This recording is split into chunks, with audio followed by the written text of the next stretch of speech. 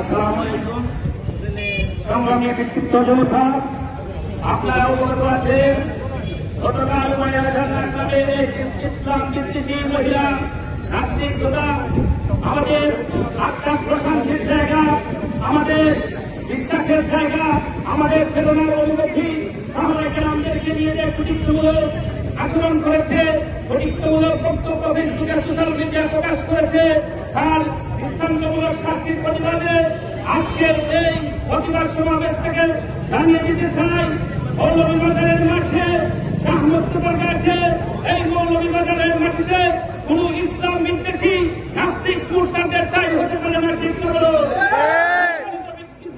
বলতে চাই, শুধু পুলিশ আইন শৃঙ্খলা বাহিনীকে দৃষ্টি আকর্ষণ করে বলছি, আপনারা অনেকে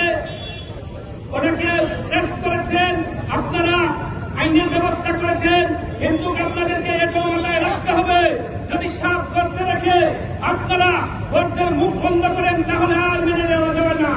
অসংখ্য ঘটনা ঘটেছে, দেখা যাচ্ছে আমাদের এই ধরনের আইন শৃঙ্খলা বাহিনী হস্তক্ষেপের কারণে আমাদের অনেক ঘটনা ঘটে যায়।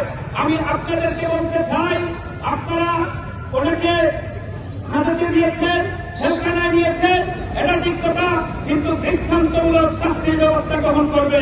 এবং এটাও ছিল মৌলভীবাজার জনতা, আপামর জনতা, মুসলমানদের টোটাল সব জাতি মিলে মৌলভীবাজার মানুষের মনে রাখে এই নাস্তিক বিরুদ্ধে, নাস্তিক মুরতাদদের বিরুদ্ধে, ইসলাম বিদ্বেষীকারীদের বিরুদ্ধে কি ধরনের আইন হয়েছে, যাতে এই ধরনের আইন যদি হয় তাহলে পরবর্তীতে আর কোন নাস্তিক যাতে কোন ধরনের পায়তারা সৃষ্টি না করতে পারে, এই দিকে লক্ষ্য রেখে আমি আমার যারা বিক্ষুব্ধ সমাবেশে যারা এসেছে মৌলভীবাজার জেলা কমিটির পক্ষ থেকে সবাইকে মুবারকবাদ জানিয়ে আমি এখানেই শেষ করছি। ওমা আলাইনা ইল্লাল্লাহ। আসসালামু আলাইকুম ওয়া রাহমাতুল্লাহ।